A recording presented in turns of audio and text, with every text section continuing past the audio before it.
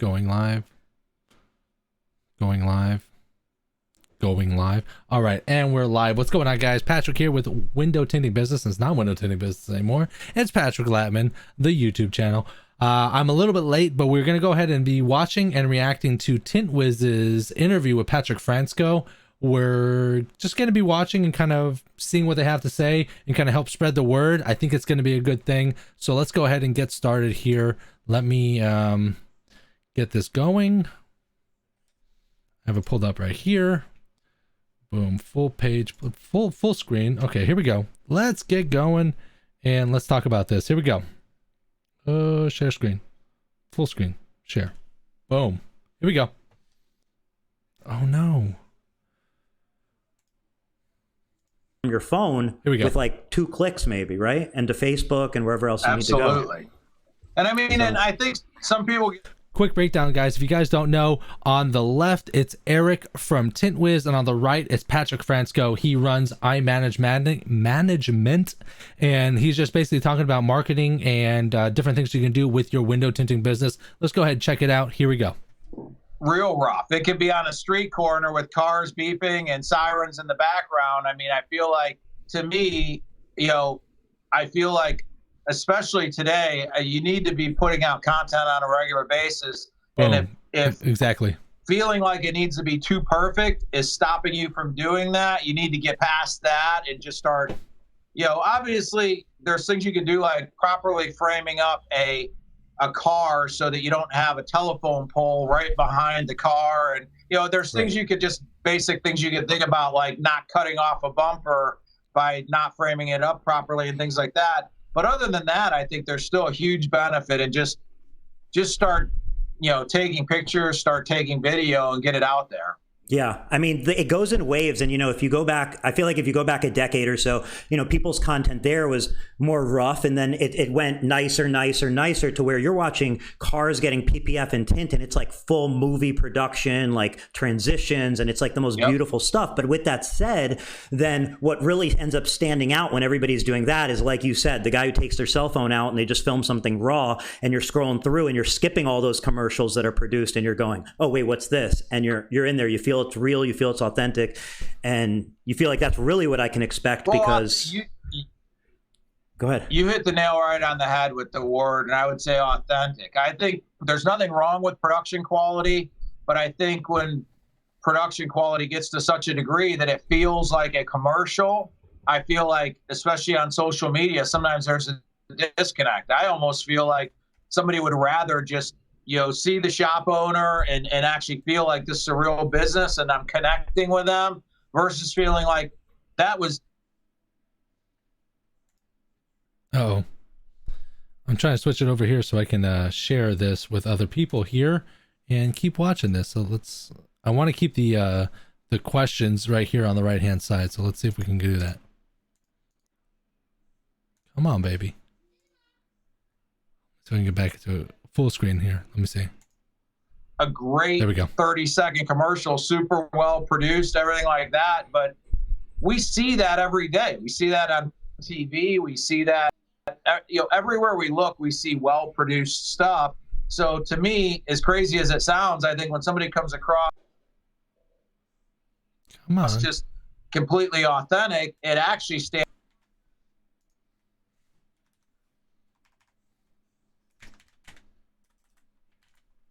out in a positive way, because it doesn't feel like a commercial.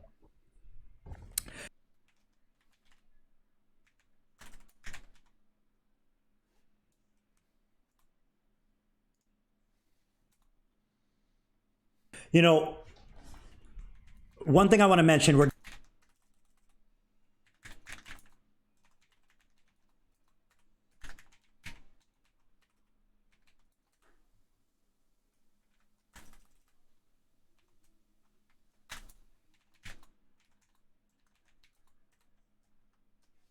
giving, you know, we're giving away this book from Gary Vee. And, you know, I became aware of Gary Vee about maybe 6 years ago, give or take. It was his USC talk went viral, and that caught my attention. And at the time, I was in the middle at the beginning of my flat glass business. I was super overwhelmed in a good way. I mean, I just was trying to keep everything organized. We were growing extremely fast, but at the same time, I was scared because with that success, I was scared. I was scared. What if things change? What if I make a bad decision? I have partners. How do I make sure I'm doing the right thing for the business and so on? And what really struck a chord with me during that USC talk was, you know, he instilled this confidence in me. And the confidence was like, you have to just go for it. Like, you have to double down on your strengths. Because at the time I was saying, I know internet really well. And I was marketing on the internet and it was successful. But what was in the back of my head, as stupid as it sounds now in retrospect, was I was going, well, what I need to do is billboards? What if what I need to do is TV? Because to me, that was things I didn't know. So it was kind of that grass is greener. And I was saying, no matter how well it's working for me now, maybe I need that stuff the professionals know. And he just said, you know, double down on your strengths. And I said, you know what? I'm just going to freaking go for it. And that was a beyond pivotal moment for me in my business. I just, before we get into the questions, I'd like to just touch on, you know, your relationship with Gary Vee and what you've been able to learn from him and so on. Well, I mean, I actually met Gary the first time not long after he was transitioning. I was aware of him when he was shooting the wine videos. And I met him for the first time not long after he was transitioning into actually. Really quickly, if he was watching Gary Vee from the wine videos that was years ago, and he's early into Gary Vee, so he's the real deal for sure. Understanding the direction I wanted to go, and then over the years, just had numerous interactions with him, both online and meeting up with him. And a couple years ago, when I launched the agency, one of the things I was really concerned about is I'm like, if I'm going to start an agency, especially if I'm going to ask small and medium-sized businesses on a tighter budget to spend their money with me, I want to make sure we're providing a really high quality of service. And I don't want to do things that are like, you know, not as good as they can be. There's no reason why we can't provide a quality of knowledge and service to a small to medium-sized business that somebody with a bigger budget can. So I reached out to Gary. I actually emailed him and said, hey, is there any way, obviously, because we don't compete with anybody he would be working with as a client, is there any way that we essentially as an agency can come to Vayner and kind of learn what you guys do in a way that we can take that back? This was before the Sasha Group and everything like that even got started. Take that back and be able to implement that with our teams. And he actually was kind enough to connect me with a couple people on his team. And next thing I knew, we were in New York. And since that, I've been to Vayner numerous times. And we kind of have a relationship where they share some information that I probably wouldn't be able to get as an agency my size, but they have those connections to get. So, and Gary's, I can't say enough great things about him. Everything you think about him when you watch the videos, he's that and better in person. And just, I mean, he's one of the few people that I have come across in my life that I would say not only is super smart, humble, wrong button. is genuinely goes out of his way to try to help people. Where I've said to my wife numerous times, I mean, the relationship we have with them now with Vayner, I'm like, I don't understand what the benefit is to Vayner to do what they do for me. I mean, it's a one-way road. Like, it's all benefit on my side. I don't see that them getting any benefit from it, but I'm thankful to Gary and his team that they've allowed that to occur. So, well, Gary's addressed that though. Gary's addressed that the true reason behind all of it is legacy and to show up at his funeral, right? Yeah, well, I'll be there. I mean, so, you know, and one more thing to point out to everyone is if you know Gary Vaynerchuk, if you follow him, of course, I would imagine you'd want your business to be run by Vayner Media. But as Patrick said, you know, there's no competition there. I don't know of any company in the window film industry that has the budget or currently spending the budget to be able to even qualify to get in the Vayner Media doors. So, but with that said, one of the things Gary makes clear is when you become a client of Vayner Media, you're a client of Vayner Media. You're not Gary's client. Gary's not, you know, he's not doing the marketing for you. And then people's next question is, well, why would anybody, you know, don't people just insist on having Gary? And he says, no, they're going to be, you know, you're going to want to use his team because his team is under his instruction. You know what a genius he is. Of course, you just want his team doing it. with that said, that's what I feel like you're getting with Patrick, because, you know, again, it's that trickle down effect. Patrick has a relationship, Patrick's in touch with them, Patrick learns a lot from them. And that's why I feel like, you know, if you're looking for somebody for SEO, if you're looking for somebody for ads and into social media and so on, like, you have to consider Patrick, because again, he knows window film, he knows marketing. And then you go, well, who's Patrick's teacher? Where is he learning this from? And one of those people being Gary Vee, I mean, it's hard to replicate that. It would be hard to find somebody else with those qualifications. I mean, I feel like whether you're in the window film industry, whatever industry you're in, I feel like we've all probably heard the saying, like, you're an average of the 5 people that you spend the most time with. I feel like in business, there's a similar parallel to that. And, you know, I've been fortunate not only, you know, to have some interaction with Gary's team, but I also am really good friends with a woman friend of mine that is actually the chief marketing officer for a large clothing brand. So I've actually, from a business standpoint, surrounded myself with a small nucleus of people that actually, you know, I like to put myself in the situation where I'm not the smartest guy in the room. I'm the dumbest guy in the room, because that's what I'm learning, you know? So I think similarly with the window film business, I mean, it might not even be another window film business, but if you can surround yourself with other business owners that are going to help you elevate your game and teach you, I feel like I'm the first person that when I've been fortunate to spend time at Vayner, I'm like a sponge. I'm just absorbing everything I can, because I look at it like, hey, these guys, anything I can learn from them is positive. And the relationships I've made there, even with other agencies that they work with too, like one in Germany, my friend Sebastian owns an agency in Germany. The things I've learned from Sebastian have been super beneficial. So it's not just, you know, like, hey, look to one person and like, that's like, I think you need to surround yourself with a handful of voices that can not just, and I try to look for voices that are doing things at a level above what I'm doing them, and look at it and say, what can I learn from them? Because if I'm hanging out with people that are all similar at the similar level, then we're probably all going to kind of stay at this level. You kind of need to, so, I mean, Gary's one of those people I look at, and more of the relationship with Vayner, because I say to people, just like you were saying about clients, I mean, the real relationships I have with Vayner are with the people that are on Gary's team. And those guys are people you probably don't know their names, but I can tell you they're phenomenal. I mean, his team, and that's who I really spend time talking to and interacting. Here's the thing. This is some like next level shit. If you guys haven't watched Gary Vee, he is like on another level. So being able, like, we as a community, as an industry, we surround ourselves with the people we know, and we restrict ourselves with this.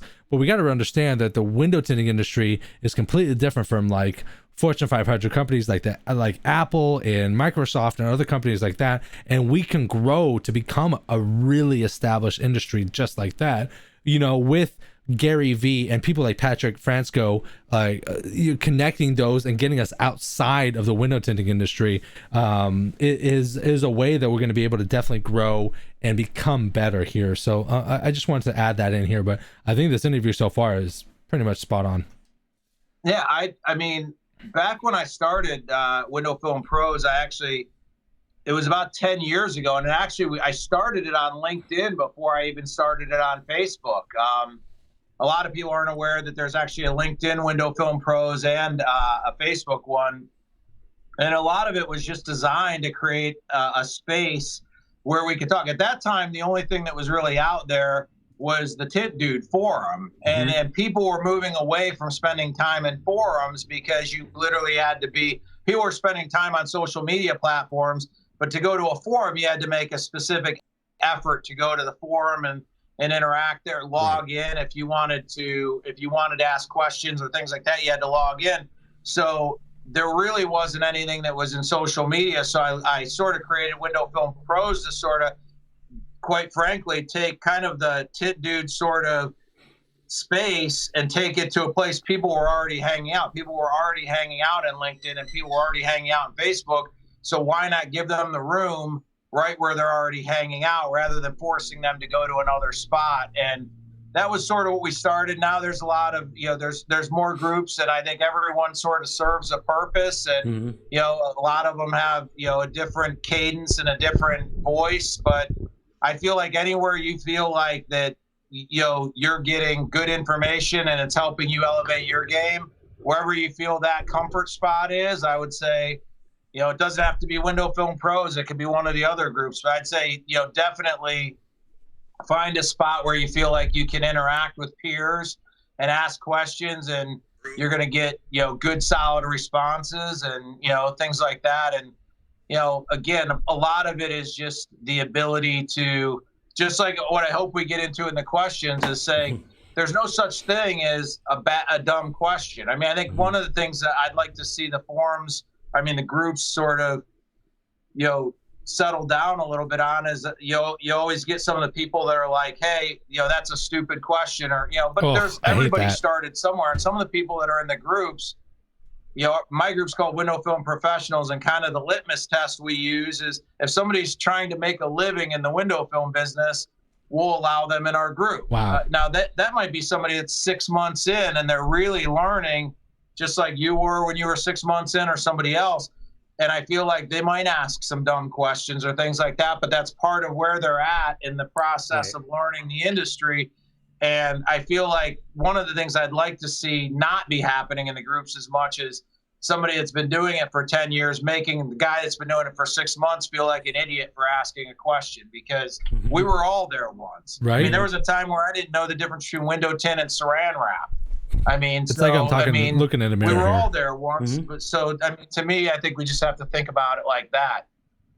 And that's kind of the, it's like it's like the culture, the online evolution of groups in general. It's not just specific to the window film industry, and it's not specific even to just Facebook. You saw that on forums back in the day. Once the questions get asked multiple times, people have been on there answering them multiple times, they start to kind of razz the new people asking questions, and then you start with those conflicts and moderation and so on. So my advice to everybody is, if you don't want to respond to a question because you feel like it's a waste of your time or they should have searched, like, don't respond, keep scrolling. Exactly. But and in a forum, the one thing too, in a forum setting, most really well-structured forums have a very robust search function where you can search particular keywords and look at them. And there's still forums that I frequent today outside the industry, automotive forums and things like that.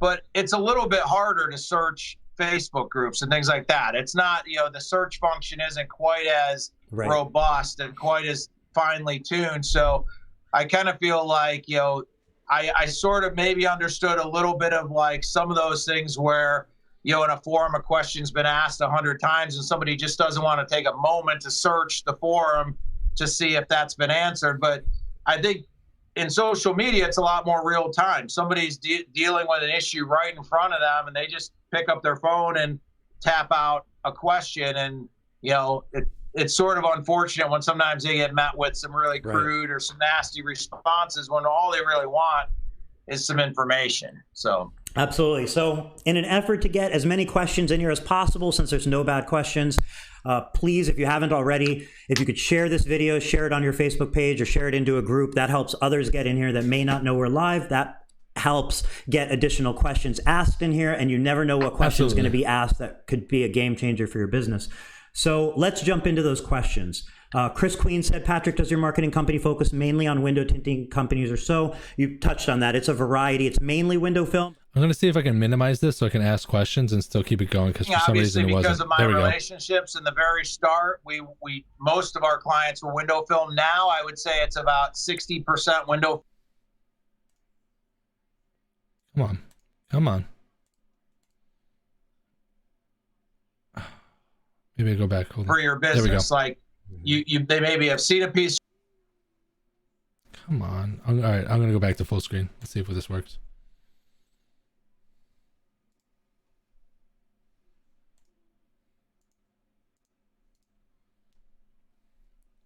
For some reason, every time I go back to minimize to kind of ask questions, it goes right back to here. So let's see if we can get this back. Come on, baby. Come on.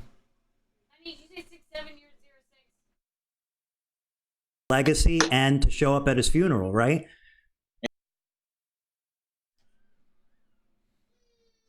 Working on it. Hold on.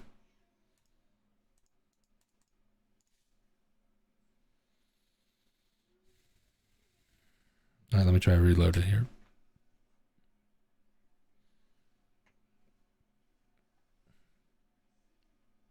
You need to, one, claim your Google My Business page, verify the address, and then I think if you spend some time, you can really, right now, put a tremendous amount of information into your Google My Business page. It's almost like SEOing your Google My Business page, for lack of a better term.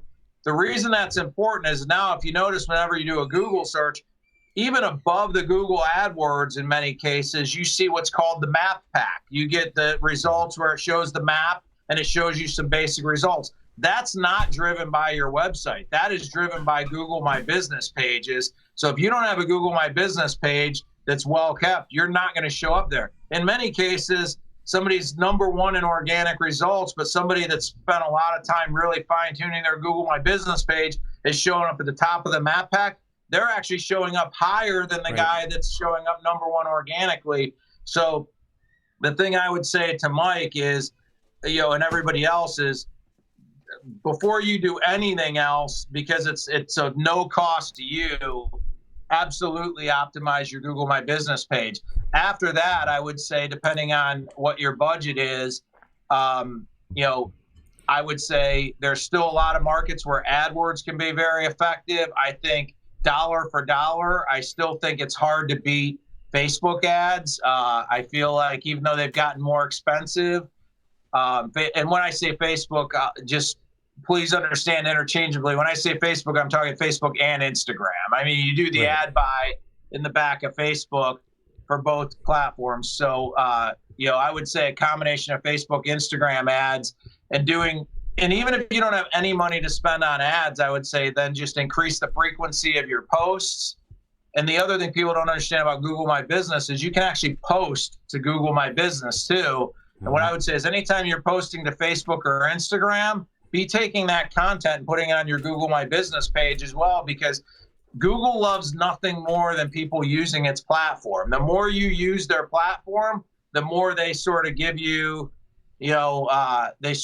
upward momentum with regard to that. The other thing I would focus on, and I know a lot of people talk about this, is reviews, but I would specifically say I would focus on Google reviews, not specifically Yelp or Facebook. I think Google reviews are shown by some different.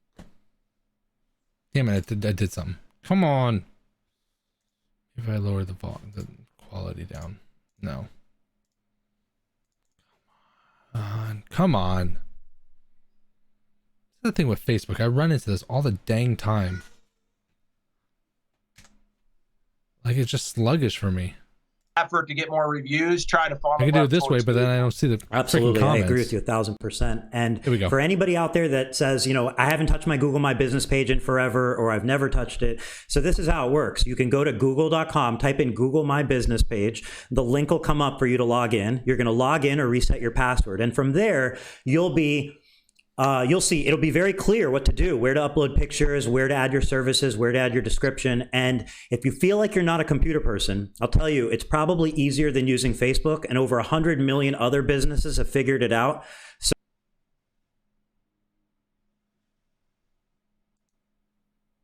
I'm just gonna not touch anything. Christ. I'm working on it, guys. Sorry.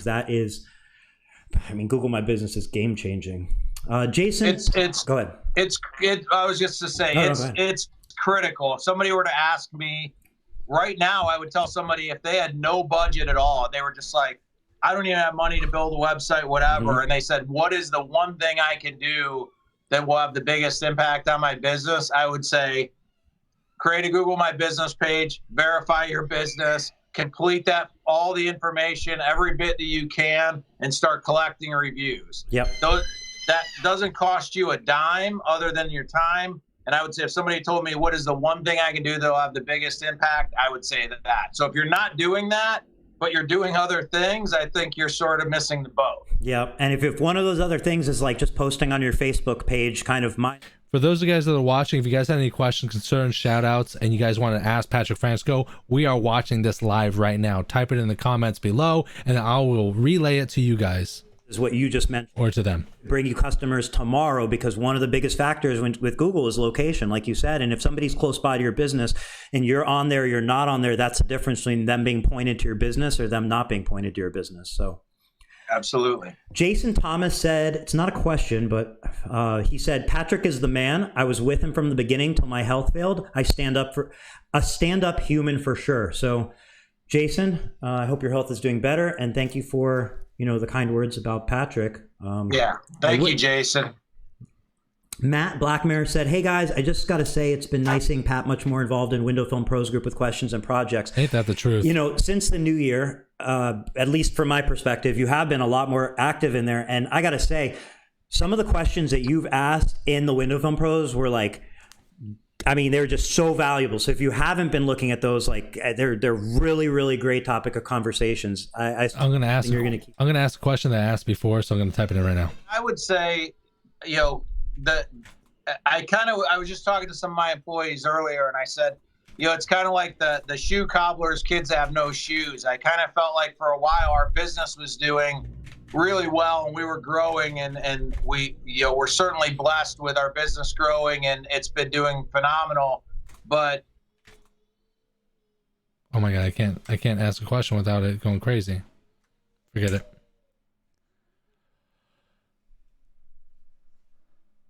Here we go. Because I just didn't have time. It wasn't that I didn't want to do it, or it wasn't right. So I really made and I thank you, Matt, for noticing that, because I really did make an effort starting at the beginning of the new year to be like, listen, I need to re-engage in the group, and I want the group to bring value, and that's why I even reached out to you, Eric, and said, hey, these podcasts I think are beneficial. If you want to post them in the group. At the end of the day, I want the group to bring as much value to the window film industry as it can. And there's times I feel like if I'm answering the same question 3 times in a given week, some of those questions you're seeing me post, or me just saying, hey, if I've had that conversation 3 times this week, maybe we ought to have that conversation in the group, where Absolutely. We can have it with 100 people, So Chris Queen said, and can you recommend a couple companies that us business owners can check out and see how they're looking on the internet? Do you have a portfolio on your website, or how does that usually go if somebody wants to see other examples of your work? Sure, we do have a portfolio on our website, and just and hopefully Eric will. I said to Eric when we first talked about me being on, I by no means wanted to be on this podcast to try to promote our business. You certainly can go to our website and look at the portfolio, but please, I hope everybody understands. I don't know what's going on my internet. I have a 1,000 gig. 1,000 gigs. A gig up and down. 1,000 megabytes. And again, not that we would want to turn any business down, but please, I'm going to touch nothing. Trying to promote what we do. So yeah, and the reason why, first of all, Patrick definitely specifically said that was the beginning of the phone call, was I want to come on not as magnet management, not to promote the business, but to provide actionable, valuable things that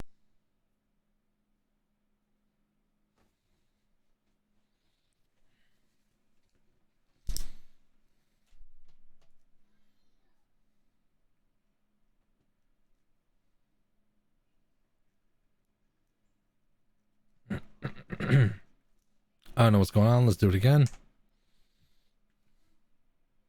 it's better left to the professionals, because that allows you to spend your time on what you're best at, which in this case usually is tinting windows or running the business, not becoming also a marketer.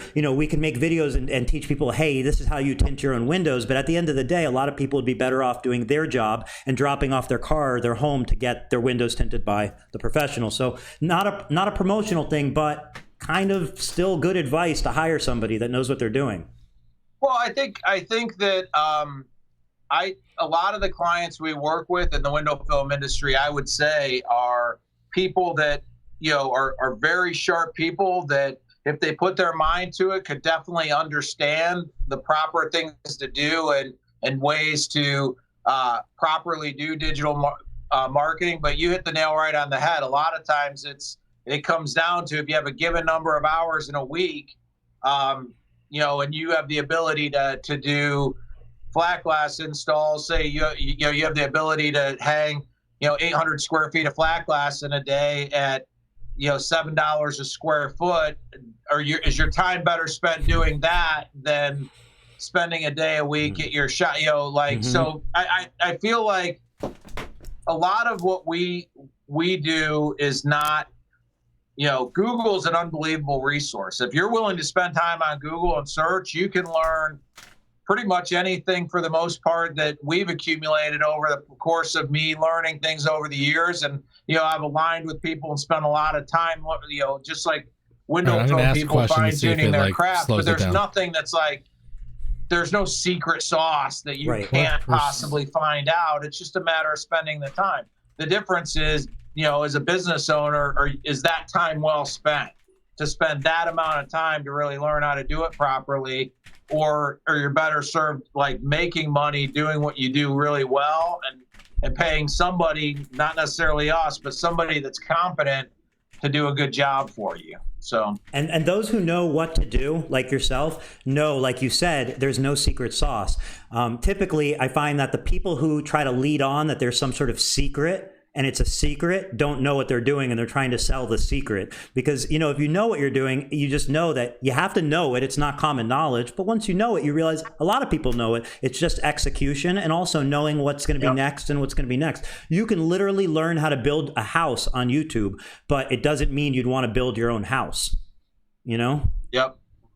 Well, and I think the other part of that, I think you touched on, is things are always changing. I mean, one of our challenges as an agency is to literally spend a decent amount of time paying attention to what is changing in the market. One of the apps I have on my phone that we're not active with a lot of our clients yet, but I'm paying a lot of attention to it, is TikTok.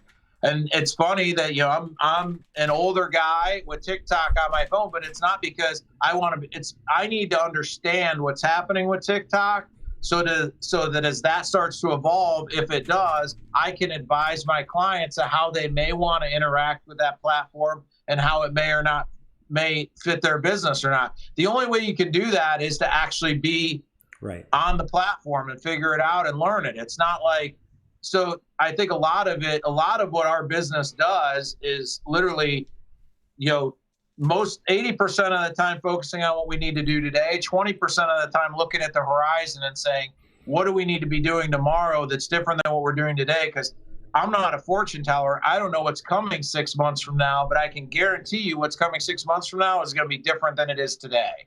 And we need to be ahead of that curve. 100%. So Patrick from Window Tinting Business Group asked, is it smart to keep your marketing budget consistent in the amount you spend, or fluctuate throughout the year depending on the season and flow of traffic? Well, I think you have to think a lot of things, like your capacity as an installation shop. I mean, I speak to some clients that are, you know, booked 2 weeks out, and at some point in time you start losing even somebody that's interested in your business and wants it done sooner than that. You can actually like oversell your business to the point where you're spending money to bring in leads that you can't even harvest because you're booked 2 weeks out. So I think it makes sense at certain times of the year, if you're slow, to potentially, very interesting, you know, put a little bit more money behind marketing to try to fill the pipeline back up and get work coming in. But if you're booked 2 weeks out, does it really make sense to spend just as much to keep bringing in the leads when 50% of those leads, when they find out that you're booked 2 weeks out, may go to the competitor down the street, not because they weren't sold on you, but because they don't want to wait 2 weeks. So I think you just have to be sensitive to your capacity as a business to scale. If you grow if you have the ability to grow your business, then it might make sense to spend more. But if you're at capacity, then, you know, I don't think it makes sense to keep spending when you can't capitalize on the leads that are already coming in. Mm-hmm. Yeah.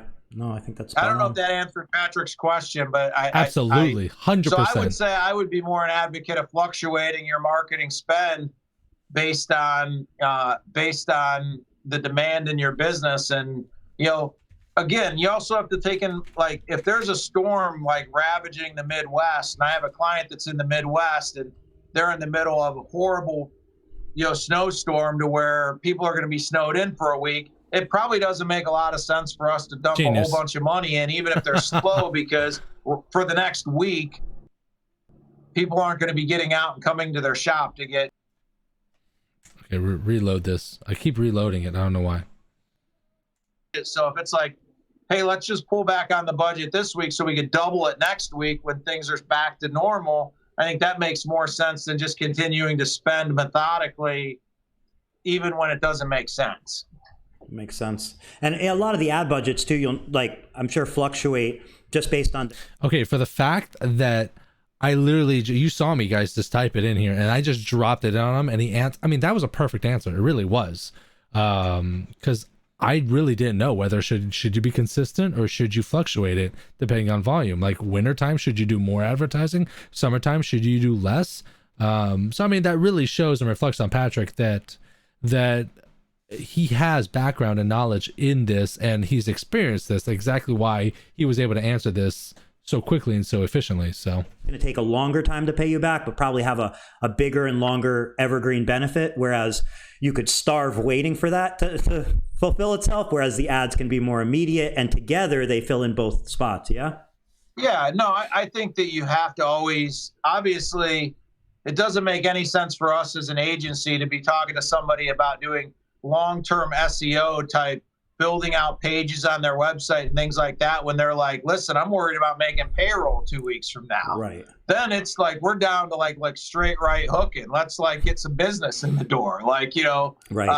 So, we're going to shift our strategy more to a straight execution. Let's get business in the door tomorrow. Now, I do feel like, again, like you had said, there's a balance there to where you don't want to have to rely on the right hooks all the time to sustain your business. So you have to invest a little bit in the longer term stuff so that at some point in time, you're not, having to rely on sales or promotions or right hook type of tactics to get the business in. So I feel like but again, if a client were to say to me like, hey, I'm really worried, I don't have a lot booked for the next 2 weeks and I'm worried about payroll, then as an agency, I'm going to be like, okay, we're shifting strategy to try to get the phone ringing and get your book filled up. That's what we're going to do. So I think you have to be flexible to understand what's going on with the business and adapt your strategy to that. So that makes sense. Maverick asked, what about NG advertising with Groupon? Have you used Groupon successfully with any of your customers, or what are your thoughts on Groupon? We have steered clear with a lot of our clients from utilizing Groupon. I feel like Groupon 5-6 years ago was a lot more prominent than it is today. I don't feel like it wouldn't be one of the things that I would probably say would be at the top of my list for our clients. I feel like you give up a lot of margin. I feel like you could probably integrate some really savvy marketing on Facebook and things like that, and you could give up less in the form of a promotion than you'd have to give up to do a Groupon ad. So to me, I feel like it's definitely a way to fill your schedule, but you're filling your schedule with it's very costly. You're spending a lot of money in reduced price to fill your schedule. And I think there's other ways that can be just as effective without having to give up as much of your price. And Maverick, to give you an idea, if you haven't used Groupon, you can adjust your discount and what the discount you offer and so on. But just like the rule of thumb, I think it's the default for Groupon is typically they're going to want you to offer a 40 to 50% discount on your normal price. Yep. And then they're going to give you about 40 to 50% of that remaining amount. So when you chop your price down so low, I don't think there's any way to fulfill the service at a profitable rate. And I think the idea typically with Groupon is you're banking on them being a consistent return customer, which doesn't really. Ouch. Half of half is a quarter, just so you know.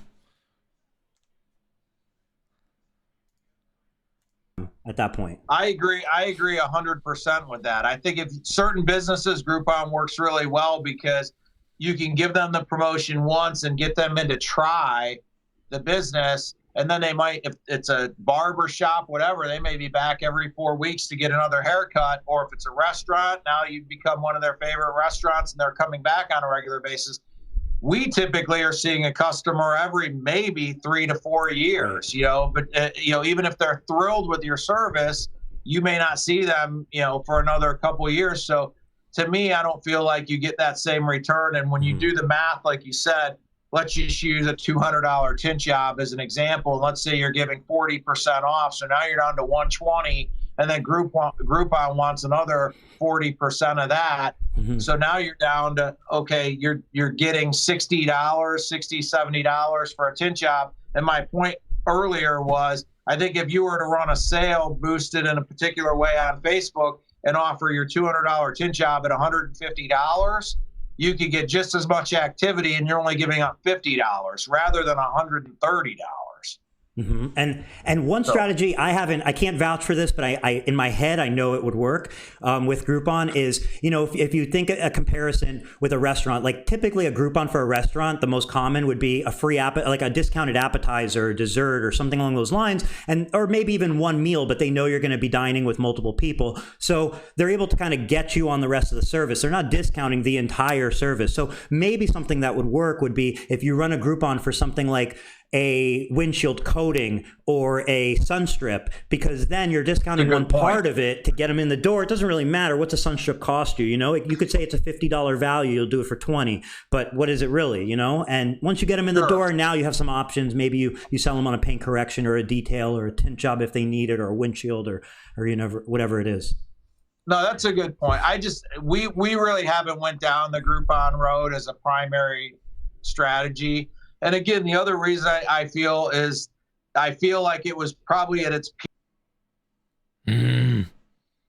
I don't know what is going on. I have to keep reloading it, which is obnoxious. Oh, it won't even load here. Let me check my internet speed. And that's where the attention was 7 years ago, 8 years ago. All the attention was there. Yeah. And now the attention's elsewhere. Liz asked, I'm curious to know what tint shops you've done marketing for, if you can answer that question, or is it private? So I think that I'm a little behind on the question. So I think that was asked before you answered. So Liz, I think you can jump on iMagnet Management. This could definitely be me, because I have, I'm doing an internet test right now, and I'm like 60 download and 60 upload, and I'm supposed to have a gig. That's 1,000, by the way. So it could definitely be my internet alone. So sorry about the jitteriness. The joys of being live.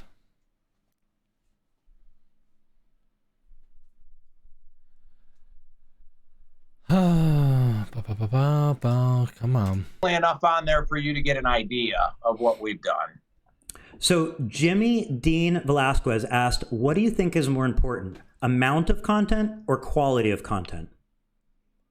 Wow, that's a really good question, Jimmy. Because right now I feel like we're at a point in the industry where I know we've talked a little bit about Gary, and if he were sitting right here next to me, he would say, well, you need to do quality, but you also need to do quantity. And the quantity he would say, I think, would be shocking to a lot of you, because he'd probably say, it wouldn't be out of line for you to be posting 30 times a day. And that is a shocking number for a lot of people. But his philosophy is that with all the noise on the internet and with all the distraction, in order to really break through, you need to amplify the volume. But he would also come right alongside that and say, it's got to be quality too. But one of the things I've heard said, if I've heard it said a couple times, I've heard it said a lot within the halls of Vayner, is not to overthink it. I think that you can, I feel like you can, get to a point where you're not doing the quantity because you're worried about every piece has to be perfect. Right. And I feel like you've got to find a balance of putting out good quality, but knowing when good is good enough and not feeling like it has to be perfect, because, I think that's one of the things that probably reduces the quantity for a lot of people, is they're so worried about having the perfect post instead of just saying, Now, again, that doesn't mean just start putting out trash and just start putting out garbage posts. Right. But I'm saying, I think if you really think about the way a lot of people think about it, I think they overthink it. And I would say, you know, follow some basics. You know, I always say to people, like, you don't have to get the perfect picture of a house. Get a couple decent before and after pictures with your iPhone on your way in the door and on your way out of the door, and send them to me, and we'll use them. I mean, I'll crop them. I'll figure out a way to make it work. I'd rather have something than have nothing. You know, so. Yep. And, you know, I was speaking with Michael Powell yesterday, and he was saying how he had a post that did exceptionally well for him on Facebook, and he didn't really know why. And he shared with me which post it was, and I instantly recognized it. Before he even sent me a picture, I remembered the post because he was describing it, and it was one where there was a lot of glare. It was almost like he took a picture looking at the sun, so it literally like made me squint by looking at the picture. And obviously it got people's attention as well because he said it was super successful. My point of this is, you know, if you're posting once a week, you're getting one shot a week to find out what happens. If you're posting once a day, you're getting 30 shots a month to find out what happens.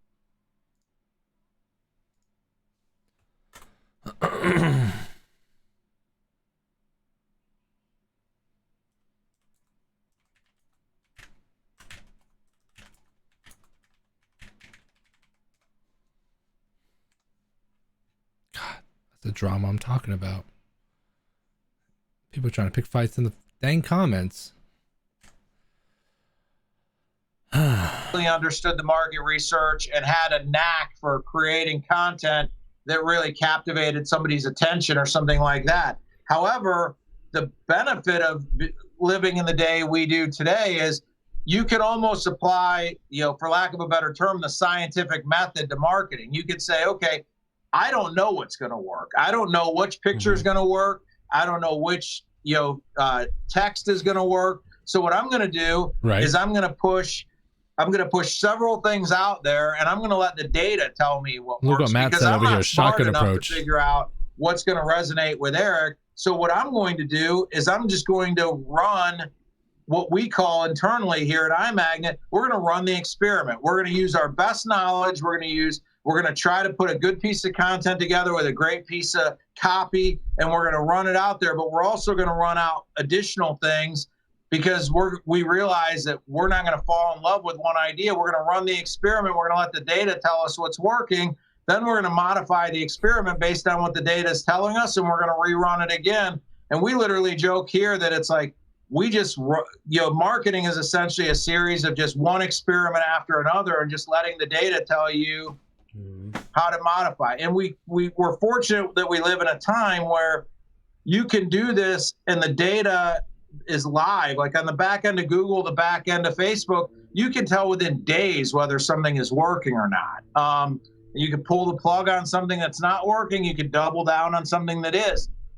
You don't have to be like, okay, I spent $5,000 for a Valpak promotion and cross my fingers. I hope that the copy was right, and I hope the pictures I used were right, because I already spent $5,000, and I just it's a hope and a prayer that was the right ad that I put in Valpak that month, or a magazine ad or whatever. With digital marketing, you don't have to do that. You could spend $20 and know whether something's going to work or not. It doesn't have to be your Super Bowl commercial, your once-a-year Super Bowl commercial, where you go all... God damn, I'm getting really fucking sick of this shit. Ooh. Next time I stream, reset the internet. Yelp ads, especially Bing ads, Bing and Yahoo. Do you have, what are your thoughts on Yelp ads? What are your thoughts on Bing and Yahoo? Back to something I mentioned earlier with regard to a lot of the clients we work with being small and medium-sized businesses, so they're on a more limited budget. Google right now, depending on which study you look at, equates to roughly 80+% of all internet search traffic. So I'm smart. I mean, the way we look at it is, are we potentially missing something out in Bing, Yahoo, like things like that?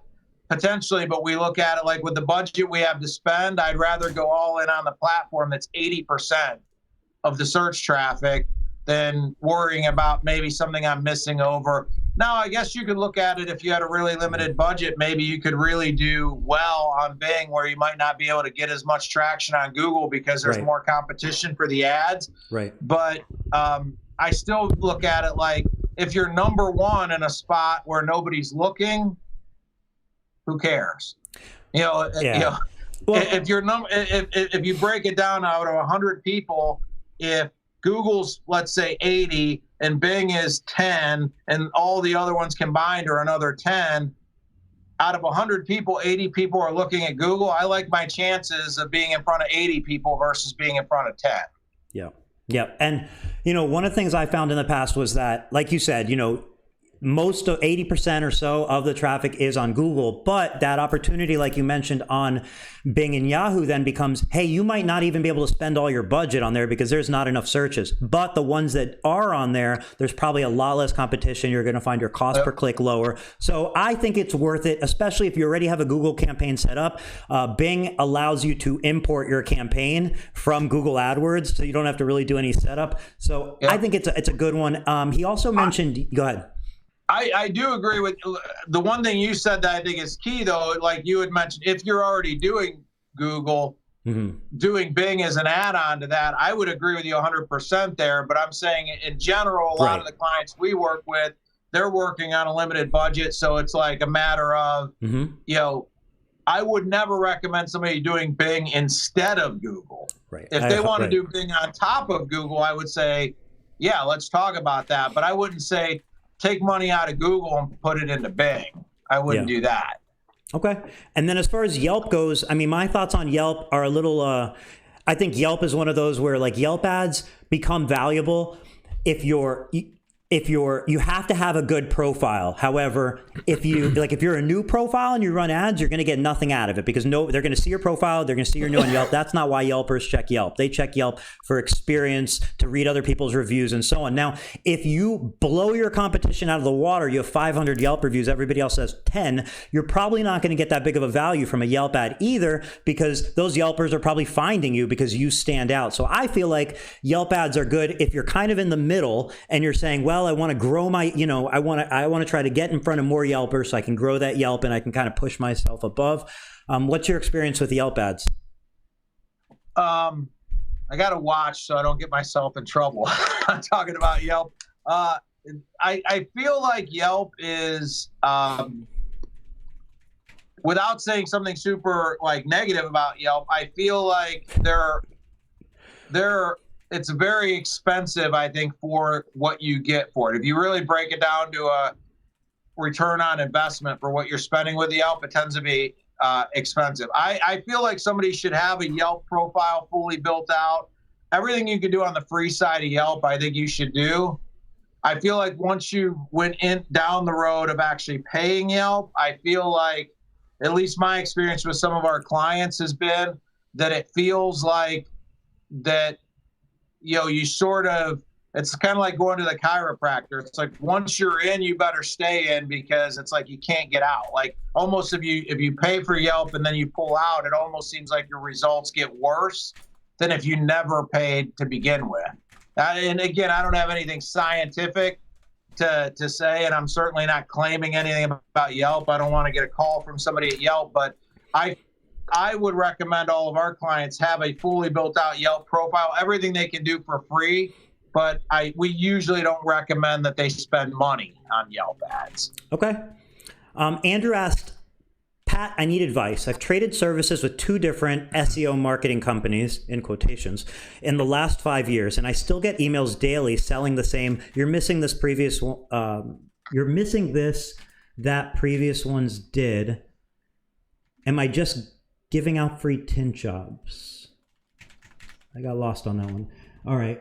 I've traded services with 2 different SEO marketing companies in the last 5 years, and I still get emails daily selling the same, and then in quotes, you're missing this, that previous ones did. Am I giving out free tint jobs? I'm not sure what you mean, Andrew. I'm assuming he's talking about like, one, I mean, you have to understand that no matter who you're with or however good a job that agency's doing, there's a whole host of spam out there that's going to tell you, the way they get their foot in the door is tell you that, hey, we've scanned the internet and looked at your website and you're missing X, Y, and Z. And in most cases, those types of posts or those types of emails are an effort for them to get their foot in the door and realize, okay, if they can get their foot in the door and start talking to you, they typically can find, it's like a mechanic that you go in for the $9.99 oil change and they find out that you need new struts on your car. They're banking on the fact that if they can just get you in and start looking at something, they can find something else to sell you. Zing. So I would say, without knowing about the other two companies you're working with, you know, a lot of times those emails, I'm not saying every time, but a lot of times those emails are spam based. I know our agency never scans the internet for companies to send out emails and say, most reputable companies I know aren't fishing for business that way. So right off the bat, I'd be a little bit concerned if that's how somebody's reaching out to you. That being said, I feel like, you know, I always look at the practical side of, and if you ask anybody that's a client of ours, they'll tell you, I'm like, I don't really care what the numbers are. I don't really care what, you know, the stats say or anything like that. At the end of the day, the practical results are, is your phone ringing more? Are you getting more leads on your website? Are you getting emails for quotes? Is business coming in the door? Is that, you know, were you getting, you know, 3 leads a day before and now you're getting 5? Well, there's a tangible increase. So to me, I feel like a lot of times somebody will get too caught up on the numbers and point at something just to kind of get somebody concerned that they're not working. I would say the best way to evaluate your current marketing company is the needle moving in the direction you want it to move, which is your business growing? Are you getting more leads or things like that happening? And if so, don't get so bogged down on the different numbers and the different stats that you lose sight of the fact that the end goal is for me to get you more phone calls, me to get you more leads, things like that. Right. That's 100% really agree. If I do a Facebook post, I don't really care how many people like the Facebook post. If the click-through rate is good, and I know people that are clicking through and going to the website, a decent chunk of those are turning into filled out contact forms and leads. I don't really care if 50 people liked the post. If 50 people liked the post, but 10 people clicked through to actually read the article, I'd rather have 5 people like the post and 50 people click through to read the article. I mean, that, you know, I'm trying to get people on the website to convert them to a potential lead.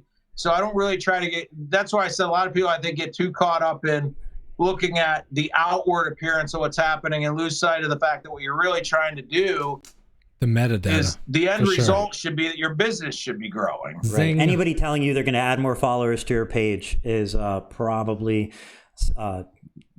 going to try and add more followers to your page, and you're probably going to lose your money and not get any return from it, because that's a common hook these days. Is we can add more followers to your Facebook page, and that and those emails, like you said, they're run by automated programs for fish. They're basically phishing. They can send out it's the modern day telemarketer. That's what that is. Okay. Yeah. So they're fishing for the one person to respond and say, oh no, what should I do? And like Pat said, they have you from there.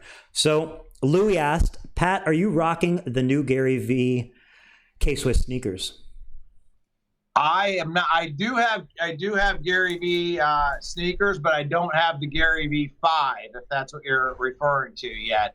And primarily because I just I've got a kind of I wouldn't say I'm a minimalist by any stretch of the imagination, but I've got kind of my set right now, and they're all in good shape. So I just haven't needed to replace one of them since he's come out with the new Gary V5. But I do have some of the Clouds and Dirt sneakers, and I like them and they're comfortable. But and you know, I've got plenty of bottles of Empathy wine at my house as well, but no Gary V number 5s yet.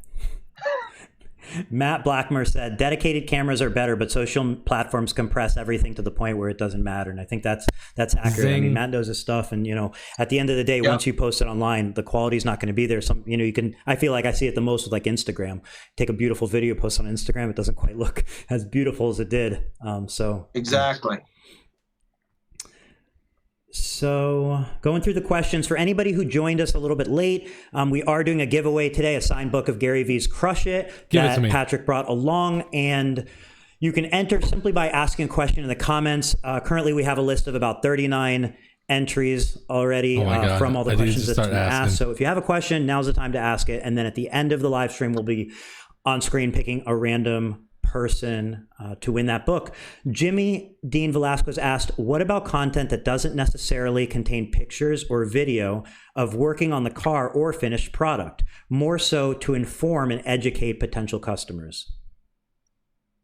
So are you saying just, am I reading it or am I listening to it like that it would just be a written post? It wouldn't have a picture or anything to go along with it? Is that kind of what he's saying? I'm not, I just want to make sure I understand the question. Yeah, Jimmy, if you could clarify that, if you're saying, you know, no picture, video, if you're just kind of speaking to the idea of trying to educate the customer instead of, I guess, I mean, you always have the opportunity to educate the customer within your content. So even if you're showing the finished product, you can still educate the customer as to what the finished product is. I think the pictures and videos are there to get your attention, essentially.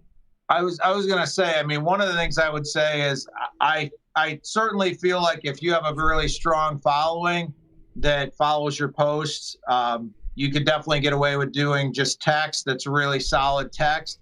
But I do feel like if you're trying to grab somebody's attention, having a good quality picture, you know, the people at Facebook, when I've talked to them, refer to it as a thumb pause moment. And that means, I guess, if you think about the way you're on Instagram and the way you're on Facebook, you're scrolling with your phone and you're usually using your thumb. And I really hope I win this Gary Vee book. From the bottom of the screen to the top of the screen is less than a couple seconds. So for just text to cause somebody to pause, pause the screen roll with their thumb is tough to do. So I'm not saying it can't happen. And a lot of times when that works for somebody is if you have a really good name and people really follow you. Like Gary could get away with posting just text and people would see his profile and they would still stop to see what Gary has to say about something. But in general, I would say the average shop is well suited to either put a good quality image or a video, something that's going to, and the other thing while I'm touching on this, a lot of times when you're scrolling, if you upload a video to Facebook or to Instagram, they give you the ability to choose the cover picture of the video. Like, and a lot of times somebody's video starts out with a black screen. And a lot of times if you don't select anything, you know, you're going to see a black screen before the video starts to roll. So one of the things just a practical tip I would say is if you ever upload a video, take a moment to go in and edit and choose the screen capture that you want to use as the cover photo. And if you don't find one that's already preloaded in there that you like, watch the video and take your own screen capture and you can upload that and manually make that the screen capture. Because as people are scrolling through, you may only get the opportunity for somebody to see your cover photo before they're past you. So if that cover photo isn't showing the part of the video that you really want to draw attention, they're going to be past you before you even get a chance. So that especially happens on Instagram. You go on people's profiles and you just see a black square and it's like a mystery video. All right, let's see. But most if you don't know how to do that, because we talked about getting super practical, just go into your post and click edit. In Instagram, it allows you to trim the video. It allows you to choose the cover it'll allow you to scroll through the video and actually choose the picture that you want to be the cover. And then it'll show that momentarily and then start your video from the beginning. Facebook allows you to do the same thing. You just go into the edit and you can actually choose. It'll give you the option to choose the cover. It's very simple to do. And I would say it's something that, it's just one of those, just don't make that mistake. If you're going to take the time to upload a video, take a couple extra seconds to do that. And I think you'll find that you get better response to it. Yeah, absolutely. So, let's see, looking for some questions. Jimmy was saying he owes so much to the groups. Mitchell Goldman, he said, good to finally see the man behind the face. Yeah, and I mean, that's one of these, like, again, I've been saying on the last few videos, like, one of the things that's just amazing is like, hey, I get to sit here and chat with you. I get to know you better. I mean, our interaction's been limited, and I really appreciate that. So thanks for doing this. And, I think everybody will see tremendous value of getting to know everybody in the industry instead of it just being a little avatar and some text. So it kind of goes. I think that's one of the benefits. I know you talked about. I've seen a recent video you've mentioned, like being part of all the groups and going to the industry events and things like that, going to manufacturers events. And I think the benefit of that is, I think when you're dealing with a group, a lot of times, it's easy for somebody to say a snarky comment or berate somebody. Come on, baby. Come on. The whole dynamic of the relationship changes once, once you have a chance to interact with somebody. And I know for, me personally, I feel like, once I have a chance, the whole dynamic of the relationship changes, even if there's only a 5-minute face-to-face interaction. I know you and I had interacted online, but we hadn't really spent any time face-to-face until the SEMA show in Las Vegas. And I feel like, that was like a moment where our relationship completely changed just based on spending a little bit of face-to-face time with somebody. And I feel like the benefit of those events is that you have a chance. Most of the time,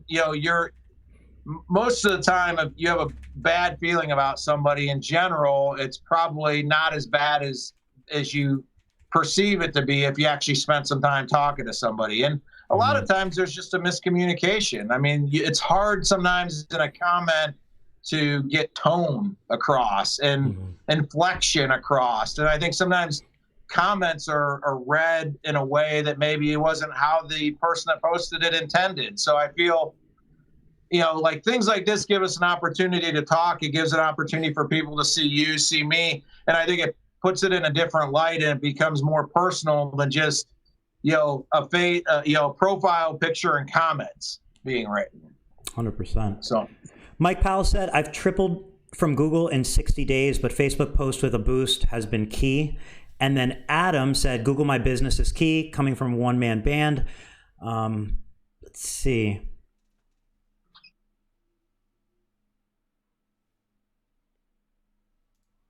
Stop touching things, Patrick. Stop touching things.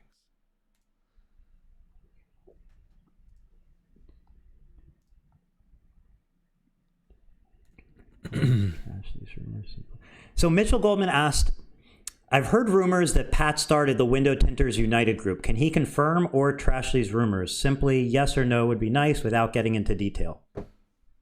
Absolutely not. Okay. I started the Window Film Pros group in LinkedIn and Facebook, and I also started while I was at Interwest. I started automotive film professionals, and I started paint protection film professionals. Both of which, because I was under employment of Interwest at the time, they retained ownership of those groups because I was working for them at the time. I do have 2 other groups, Car Film Pros and Vehicle Film Pros, too, that sort of reach out to people that are in the wrap industry and things like that, as well as Window Film. But I've never had any affiliation with Window Tinters United. So Jason Thomas said, Patrick Fransko has helped us grow 25% the first year. We love our sites, and I can't wait to get back to working with him on some updates, looking at TintWiz software as well. So somebody had previously asked if anybody in the group had worked with you. So Patrick chimed in there. And Ricardo said, meta tags and meta descriptions in website. Is this something that is only important for certain URLs within the W meant website? So meta tags and meta descriptions on websites. I feel like anytime you're putting content on a website, SEO, I'll preface it by saying SEO is not a silver bullet. Right. SEO is doing 100 small things properly, not doing one thing. A lot of people, we were talking earlier about the secret sauce. A lot of people make it seem like there's this magic behind SEO.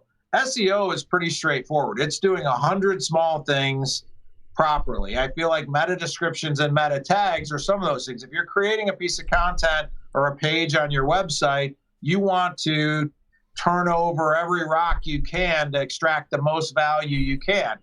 In and of themselves, if you do a meta description, is that going to be the night and day difference of whether that works or not? No, but I feel like if you've got the opportunity to do a meta description, you should do it. Same thing with pictures. If you have a picture on your website, you have the ability to put an alt tag on that picture. Is using an alt tag on a picture going to make or break whether that piece of content does well or not? No, but if you have the ability to do it, again, it's one of those things where it's doing 100 small little things like tags, meta descriptions, alt tags, all those things properly. And if you do all those things, the combination of all those things is what equals good SEO. So I kind of feel like, you know, that's one of the things, though, that I would say, don't get caught up with it, where a lot of marketing companies might say, oh, you know, you really need our help because we scanned your website and you're missing all your meta tags and things like that. And that's just understand that some of those things might have a small incremental effect on how effective but a lot of times, you know, the reason I preface that is a marketing company could use that in a negative way to make you think your website's all fouled up, when the reality is you're just missing a couple small crumbs that, yeah, it would benefit you to have them, but it's not like your website's garbage without it. No. You know, and most of the time when they're saying you're missing a bunch of stuff on your website, they didn't even check your website. They're just trying to get you to respond. So I think what you just said was all correct. Definitely don't let that be your hook into using a service. But, you know, if like you said, if you're there already, you're uploading the picture to your website, adding the alt tag takes a second, do it, because those little things do help. Jesus Ramirez asked, what percentage of posts should be paid promotional ads? What percentage of posts? Like, I'm assuming you talk about like a Facebook post or an Instagram post. Yeah. I think it comes down to what you're, you know, what you're trying to achieve with the post. We kind of internally refer to posts. Some posts as like anchor posts and some posts as filler posts. So anchor posts are posts where we've got a piece of content on the website, and the goal of that post is to drive people back to the website in an effort to educate them at a deeper level and try to convert that into a filled out contact form or something of that nature on the website.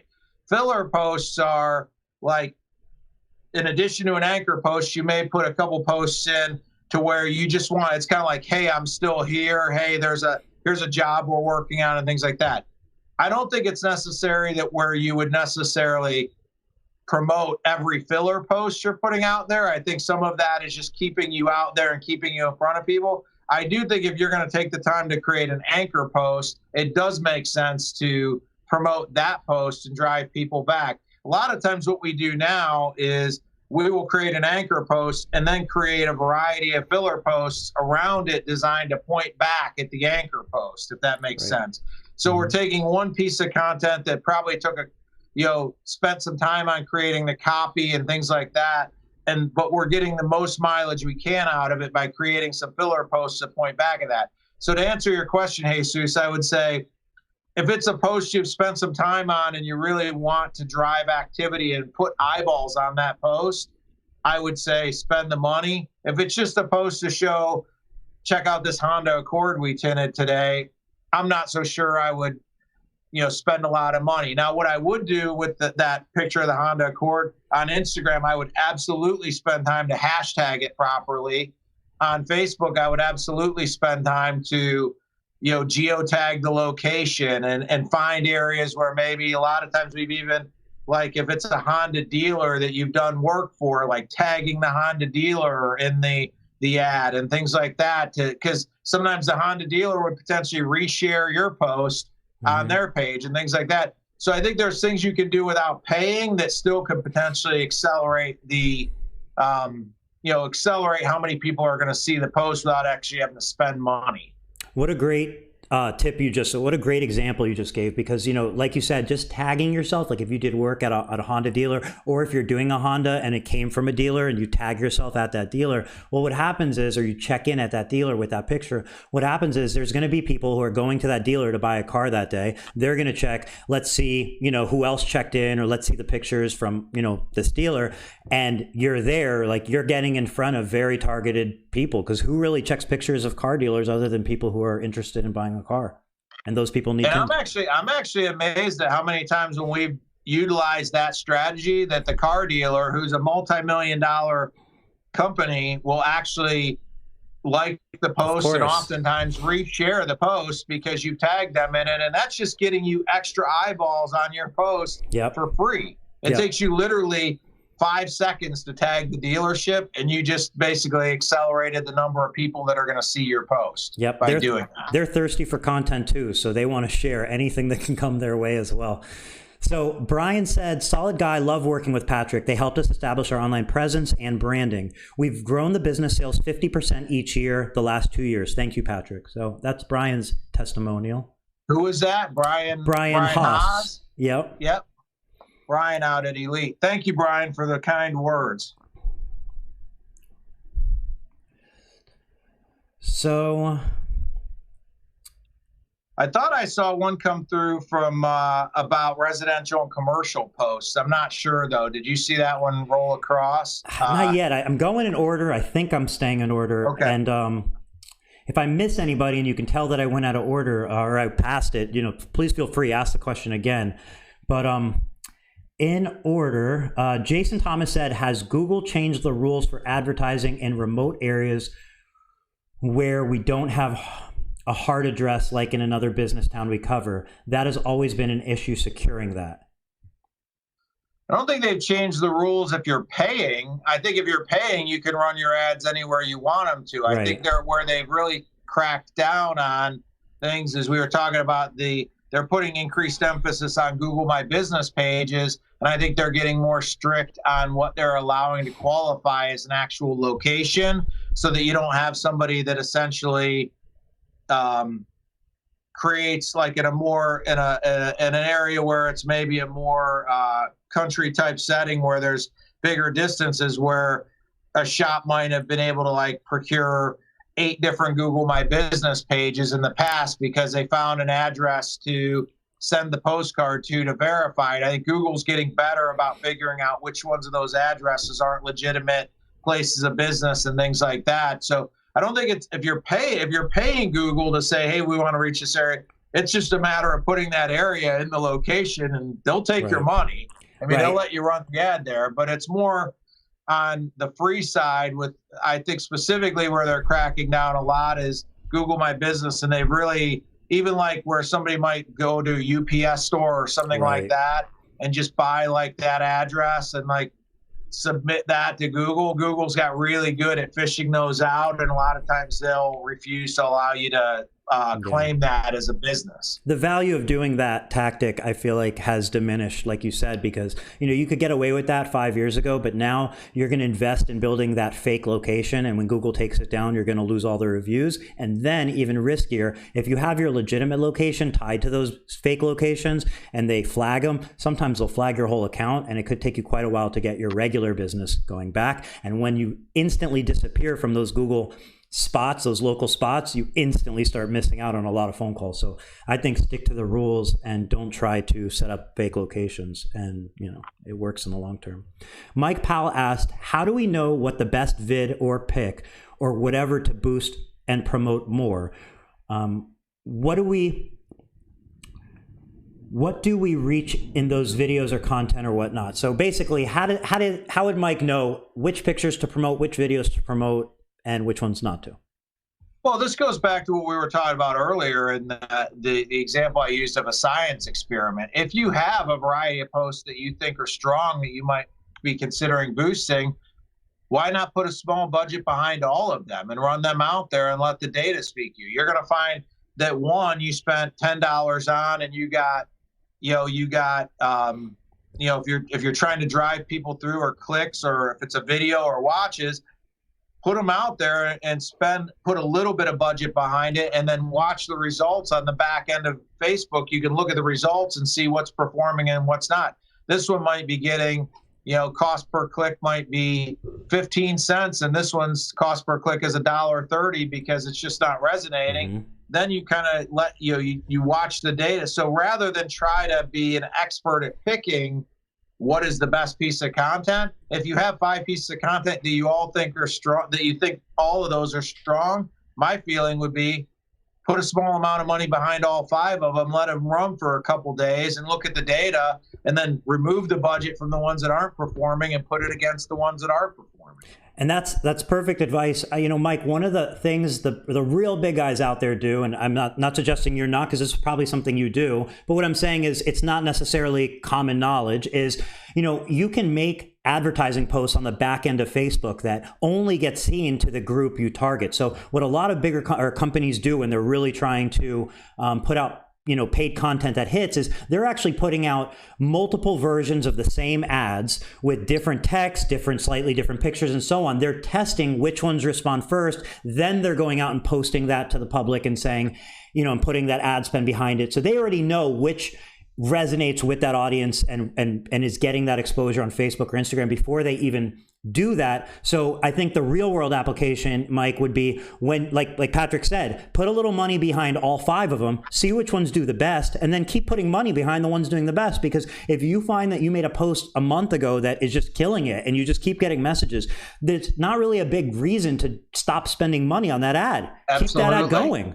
Don't look to the next. I absolutely agree. I think a mistake a lot of people make with marketing is sometimes for whatever reason, a certain picture and a combination of picture and text just work, and it just resonates with people and it works. I think a lot of people get in the mindset that they've got to have something new the following week to run. And it's like, I'm a big believer, and I'm not saying you don't put what we talked about a little bit earlier, like a filler post in, like something new. But if you've got an ad that's killing it, I'm a big believer. Ride that horse until that horse stops running. I mean, to me, you may have a post that does well for you for 6 months. I mean, you know, to me, it's like, if you have something that is really working well for you, don't just because it's 2 weeks old feel like you've got to move on to something new.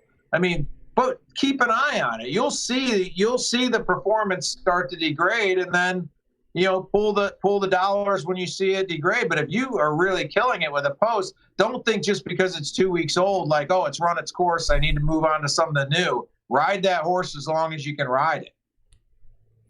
So Liz said every business is different. What works for some might not work for others. I think you should apply your knack and find your knack and apply it to your business. Definitely, one of the things Gary Vee says is, you know, double down on your strengths.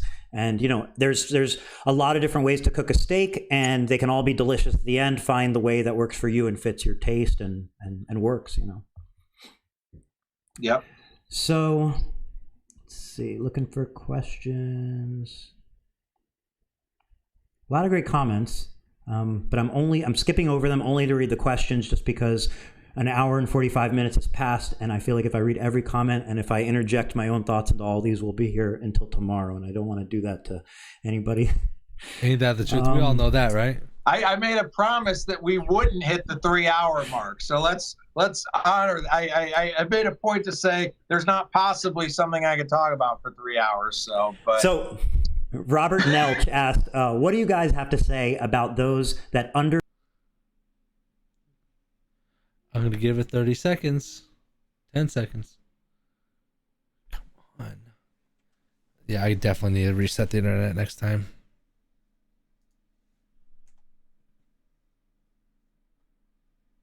Sort of touched on this in the last response. I feel like you really have to understand your business, and you have to determine the lane that you're going to run in and create. You have to create a value that separates yourself from the crowd. We have clients that are in a market where there's a very price conscious consumer or very price conscious shop that really undersells it, and they've created a reputation for themselves such that, like, literally within less than a mile from another shop, they're getting almost double the amount of money for an equivalent job. Right. I shouldn't say an equivalent job from a quality standpoint, but a basic tint job. They're getting twice the amount of money because they built that reputation. I feel like you really have to understand, to your answer to Liz, you really have to understand what your business is about and what you stand for and what you do well, and build your offering to surround that. Yeah. And I'm not saying you don't need to be aware of what the competition is doing, but I don't think that you let what the competition is doing dictate how you run your business.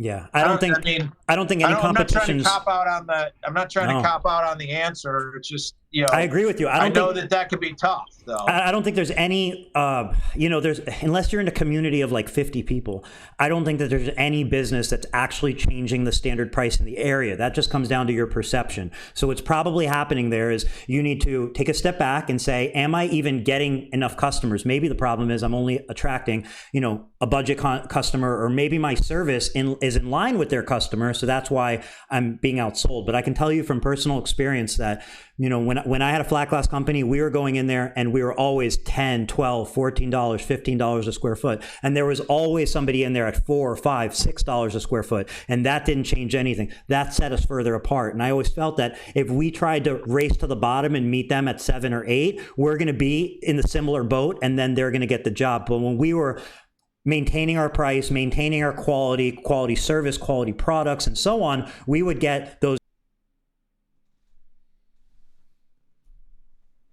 Oh my God. Oh my God.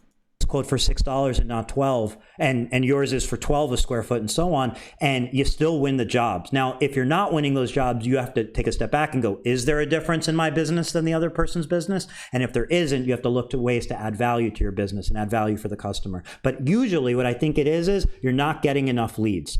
You're simply not getting enough leads. And if you kind of are getting that bottom of the barrel leads, then it can feel like you're just getting those price shoppers, and it can be perception. The other part I would say to that too is, in all my experience in 20 plus years in the industry, and with all the clients we work with across the United States in the industry, I can't think of a single customer that I know that is running a very successful business and doing well and growing that is the price option in their marketplace. I can't think of a single one where the reason they're growing their business is because they're matching or at the bottom of the price structure. Right. Usually the companies that we're working with that are growing are the ones that are, everybody's at $5 a square foot and they're at $7.50. And people are like, how in the world? Those are the companies I feel like over time are the ones that are actually succeeding and growing.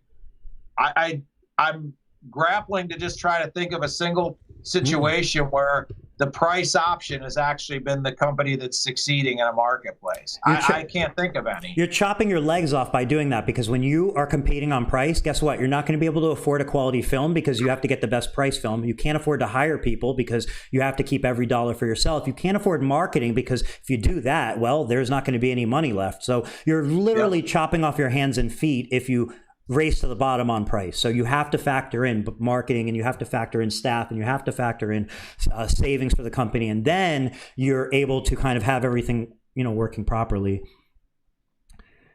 So let's see. Got some, I'm looking for the question. By the way, while Eric is looking at questions, I just wanted to say, I know we've been going at this for a while. Thank you, everybody that's watching, asking questions, things like that. I hope you guys are finding value in this. I know it's a Thursday night and it's getting late in some of the areas.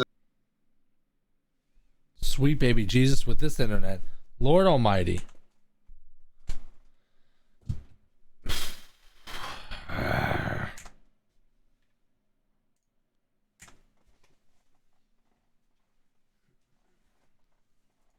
Listen to it on You can listen to it on YouTube, you can listen to it on iTunes, Google Podcasts, and so on. On that topic, while I look for other questions, you have the Window Film Pros podcast. That's actually where you could listen to one of the podcasts you and I did together. You can find that on iTunes. Yep. And if you want to speak a little, just while I look for a question, speak a little more to where people can find the Window Film Pros content that you put out. Sure. Window Film Pros, if you go to, if you go to the group, there's a Window Film Pros podcast, and there's a website that is more consumer based, where we have a dealer locator that we're really trying to spread consumer awareness and connect somebody that's interested with a dealer in their area. The podcast is on, if you just look up the Window Film Pros podcast, it's on iTunes, Spotify, Google Play. Even I'm surprised even when I Google.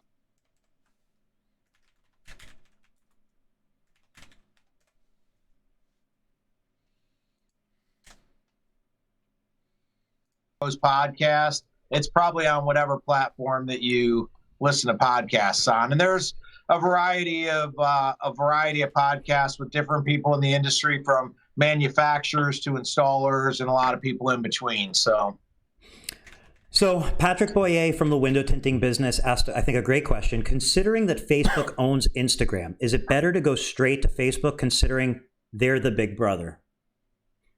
Straight as far as ad buy, or what does he mean by going straight to Facebook?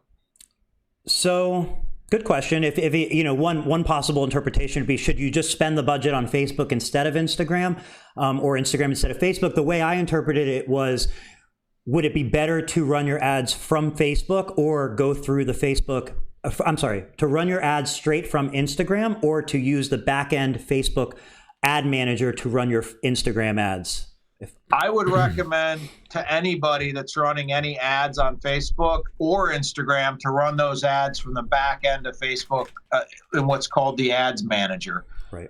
It gives you a lot more control over your ads. There's no benefit to running your ads from inside of Instagram. I think you actually give up some options that you would potentially have within ads manager. I would say one thing, if you take away anything from this talk, never just go to the bottom right of your post and hit boost and put $50 behind something and just boost it. That's a waste of money. You may get likes and things like that, but it's not an efficient way to do. You may even, it's like doing just a huge shotgun blast, and you're just throwing your content out there and hoping that it maybe hits the right person. You can much more efficiently do your ads by creating specific audiences that the piece of content is going to resonate with. We do, as an agency, we have the back end agency access to Ads Manager. We do all ad buying for both Facebook and Instagram through Ads Manager. We don't do any ad buying right through the Instagram platform. Yeah. What you just said, I agree 100%. I think you could find results from just hitting boost on your Facebook. If you're doing like automotive or flat glass and you go 10-mile radius, you might get some response. With that said, the magic is completely in the ad. Hardly, Mike Cardozo. Hardly. I think I broke my internet. Here's the problem. I got a gig up and a gig down, which is 1,000 megabytes per second or kilobytes per second. And the problem is the router I have is the same router they gave me when it was like 100 up and 100 down. So my router is bottlenecking it. So, but to be able to get a router that's going to be able to keep up with a gig up and a gig down is like $250. So it's coming soon. But I haven't broken the internet worldwide, just locally. More like concentrated just in my house. I'd rather have 50 people that like Facebook posts than their friends see the posts like you and get more recognition from your business leads to potential customers. That's how I see it. Well, there's certainly a value to engagement. It's just not necessarily a measure of success, because ultimately that engagement, if it does lead to, people following your page, then you can target them plus their friends. They can see that their friends like it. That certainly adds credibility. Sure. But just as a level, yeah. I agree. I don't disagree with you, Liz, that it's good to have what I was referring to. It's not that it's a bad thing to have likes. What I guess I was referring to is if you have a post that gets 200 likes, but it doesn't produce any business, to me, I would rather have a post that gets 15 likes and actually produces a lead. So I think sometimes, like I said, the true judge of whether a post does well or not is, does it generate any business, not does it generate a lot of likes. Now, obviously, if you have a decent amount of likes, and that means more eyeballs get on the post because their friends see that they liked it and things like that, hopefully that's going to turn into business. If you have 200 likes and that turns into a bunch of leads, great. My point was, don't focus on the likes. The end goal is what the focus should be. Is it generating business or not? Right. If a marketing company is routinely getting you a ton of likes on Facebook and Instagram, but it's not making your phone ring, who cares? What's the point? Right. So David Rosenberg asked, is there something to learn from the local and global internet phone book performance-based dashboard results they email me, like Haibu or Yellow Pages? Could it be inaccurate information? I feel like, and I'll just, anything like I said, I want to make sure everybody, I don't want to ever like BS an answer or anything like that. I feel like some of the stuff I've looked at with like yellow page data and HIBU data sometimes is not necessarily 100% accurate like representation, but I would be honest in saying that it's like I haven't delved into those two things at such a degree that I would want to 100% say it's worthless or it's valuable. So when I don't know something, I'd rather just tell you I don't really know.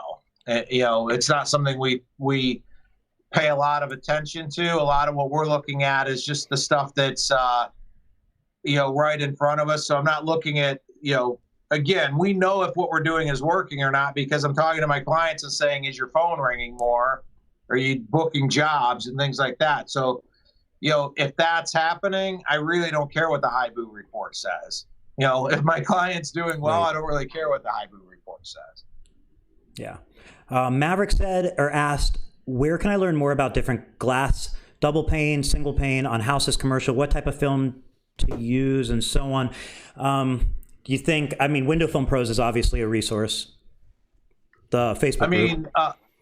As far as what you can use, I'm thinking he's maybe referring to like film to glass charts and things like that. So he maybe doesn't break, thermal crack a window. At least my experience is that, a lot of the manufacturers can give you a lot of guidance. Whoever you're utilizing, I would talk to your rep and say, hey, I need to know whether these films are safe to put on certain types of glass. As far as, again, as far as what to put on, what windows, what's going to work, again, if you're relatively new to that particular product or whatever, I would lean on your rep or somebody else that used. Here's the thing, Mike, like my stream, hopefully my stream is not skipping or anything like that. Let me know if it is. If you guys see stuff that are like it's slowing, is because I am streaming this off of Facebook, and I don't know if Facebook is exactly like, they're not the leading edge in regards to live streaming, if you know what I mean. They have like, I don't know, they have more shares in the market than the Mixer, but they're like third in live streaming. It goes Twitch, and then it goes YouTube, and then it goes Facebook. So they might not be that great in regards to live streaming, which could explain why it's so jumpy and whatnot. So they're going to be the ones that are behind the warranty if that glass breaks and so on. So that ultimately should be where you go. Rick Tallman asked, Patrick, do you think ultimately it comes down to direct person relationships? How important are direct person relationships in 2020, would you say, when it comes to, I guess, generating leads? Well, I guess I was thinking when you were asking it a different direction. I think personal relationships are potentially more important now than they've ever been. I think in a day and age when everything is going digital, I feel like, there's still ultimately, the old saying, people do business with people, I think has never been more true. I think, we have a lot more ways to reach people and to get in front of a lot of people. But ultimately, when it comes down to it, I think the personal relationships, I'll use my own business as an example. We do digital marketing. That's what our company does. I'm fortunate in the fact that we're a marketing company that doesn't hardly do any marketing for our own company, because almost all the business that comes to our way is a result of personal relationships and referrals. So my own business is a reflection of the value of personal relationships. When I go to SEMA or when I go to WFCT, to me, although we have a booth at WFCT and things like that, I don't go to those shows at any of them with the mindset that I'm going to close business or sell somebody something. It's all about being in front of people, seeing people, shaking hands, renewing relationships with people I haven't seen in a while, things like that. Because to me, I feel like that is actually what's going to probably have a bigger impact on your business. And so much more so even for a localized business. Like, we do business with people all across the country, but if you're a localized business doing business in a given market, I feel like get out to different events where you can interact and meet more people and them know you and know what you do, whether that's a dad's club at your kid's school, whether it's, the JCs or I think there's a benefit to being out there, and I think it's kind of swung one direction in the last 10 years, and it's swinging back the other direction, where I feel like personal relationships are more valuable now than they have been in a while. I would say you would get a lot of return on your investment of getting out there and getting in front of people, for sure. Perfect, Mike. Thanks very much. I'm glad that's not me, for sure. I'm trying to like let them talk so like I don't like distract you guys, but let me know if you guys want me to talk over them. Screw it, we'll figure it out. Budget off the top of your head, or I guess free? $50 is basically free. I mean, first of all, I will say, and I'm not just saying this because I'm on his podcast, I think you've done a great job of being out. I think this is a great example of something that you're doing to be in front of people and to, without promoting Tint Wiz. This actually harkens back to the last question too. Even though you're not face to face, you're being in front of people, and I think that's benefiting you. I mean, for $50, somebody gave me $50 right now, I would probably do a very targeted ad buy against an industry specific group on an offer for tint, because $50 against a group of 8,000 people would actually go a decent amount of ways. So I'd probably spend the $50 to specifically promote a piece of content to a very targeted audience of people that would actually be users of your product. I think that's obviously great advice. It's something, if everybody probably, hopefully sees our Facebook posts, and they probably see them as sponsored. And the reason I do that is because, like Patrick said, we do have a very targeted group of people that may be interested in Tint Wiz. And by promoting those posts, that enables me to ensure that Facebook's going to get that post in front of you. If and like you said, along like those posts, we may only spend $5, $3, but they get in front of a couple thousand tinters. So I think that's perfect advice. That's crazy that Tint Wiz advertising says $3 to $5. That's all I see. Like, I see it a lot, so I didn't realize it's that affordable. People who have not liked my page. Well, so you build you basically build an audience. Give you an example, like if we're working with a client that does residential and commercial type, let's say we're working with a client that focuses a lot on residential.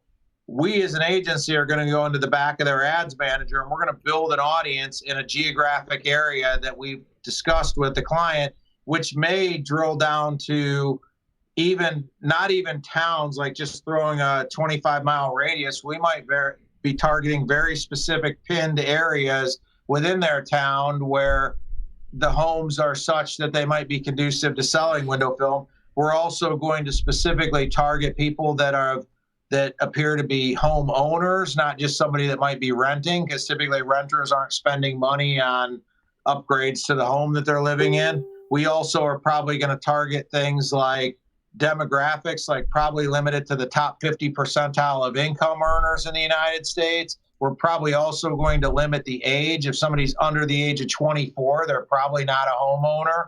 If somebody's over the age of 64, they might be at a stage where they're on a fixed income, and they're probably not going to spend money on anything that's not a necessity. Take notes. This is smart.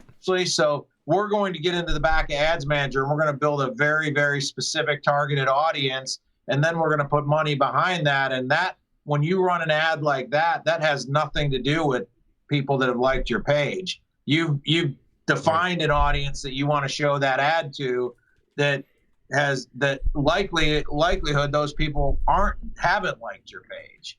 And what's cool too is if you on the topic of getting your audience down, one of the audiences that Facebook allows you to create. So if you're using a CRM like TintWiz or something similar, you can actually export your contacts out of there. You can upload them into Facebook Ads Manager, and then you can create what's called a lookalike audience. So then you're not necessarily having to figure out, well, what kind of people do I want to target? You're going to say, hey, this is all our paying customers. Facebook, can you match our ads with people that are similar to these people? And that's I think that's a great point. Lookalike audiences are awesome because you basically you're using big data to basically say, if you've got first of all, before I go to the next step, if you are not collecting customer email data, start doing that tomorrow. morning. Figure out a way to politely get customer email data. It's easy. It's easy. You take their phone number, you take their name, and you say, and let me get your email so I can send you a confirmation for your appointment. Yeah. You put it into TintWiz, it automatically sends them an appointment, and you also, your confirmation, you also have their information forever. I agree with you 100%, but I'm saying it surprises me as we work with some new clients that in some cases have been business owners for 10 years and worked on thousands and thousands of projects that have very limited email lists. So people, they've done 12,000 jobs and have an email list of 500 people. I would say.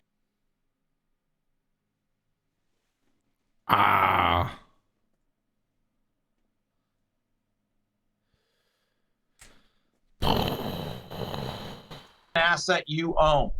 And it's something that's an asset that you own. You can use in a variety of different ways, from sending email blasts to, is back full circle to your point, to, as Eric said, you can upload that to the back end of Facebook and you can send marketing to that specific audience of people whose email addresses you have specifically.